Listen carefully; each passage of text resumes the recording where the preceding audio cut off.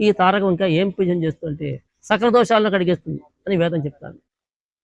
ఇటువంటి తల్లిదండ్రి గురు బంధు తరణి గోపాలక హత్యలను మిగుల నగములైన కడగి పెక్కురు అన్య కాంతలయాడిన కామాందుమును మహా కలుషమైన పలుమారు హేమాది పరవిత్తముల చాలా దొంగలించిన మహాదోషమైన బాహ్యమృతాది పానములైన సురను గ్రొలిన ఘోర దురితమైన ఇంకనటువంటి పాపంబు ఇలా నొనర్చు పాతకులనైన తారకం బందిరేని నిఖిల కలుషంబులను బాసి నిమిషమునకు ముక్తి నొందంగ గలరింత ముదముతోడు.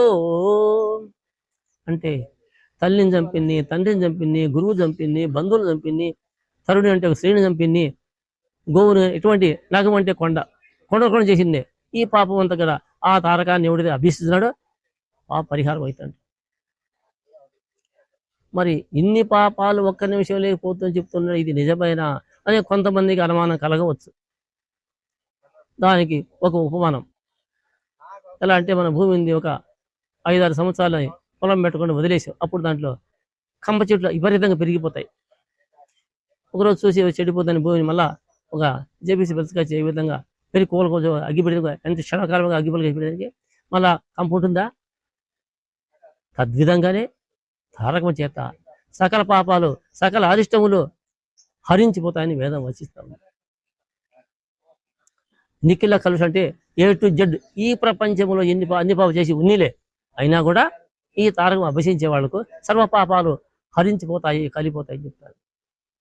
నిఖిల కలుషంబులను బాసి నిమిషమునకు ముక్తి నొందంగా గలరెంత మొదము తోడు అన్నాడు. ఎవరు? శ్రీకృష్ణ పరమాత్మ రుక్మిణీదేవి చెప్తాడు. సరే, బాగానే ఉంది అంత. అటువంటి పాపాలు చేసి ఉండి పోగొట్టుకుని వాళ్ళు ఎవరైనా ఉండారా? ఉంటే వాళ్ళ పేర్లు చెప్తే దాన్ని మేము సంతృప్తి చెందుతామని ప్రశ్న. అతి దుష్కృతములు చేయుచు సతతము వాల్మీకి బోయ జన్ముండయ్యన్ గత జన్ము నగుట ఎరుగవే సతితారక జన్ము వలన చర్చింపంగన్. కిరాతకుడు బోయేవాడు, ఆయన చేసిన పాపాలు ఇన్ని అన్ని కాదు, ఎందరినో సంహరించి దాంతోనే భార్య బిడ్డలను పోషించేవాడు. ఎవరు? ఆ వాల్మీకి మహర్షి. రామ అనే 2 అక్షరాల చేత జపించి ధరించి సిద్ధి పొందినాడు. మరి చదువు అనేది లేకుండా ఉండేవాడు. రాముడు పుట్టక తల్లిక 24,000 శ్లోకాలు రచించాడు రామాయణాన్ని. అంత జ్ఞానసిద్ధి కలిగింది. అందుకైనా వాల్మీకి మహర్షి పేరు వచ్చింది. చూడండి,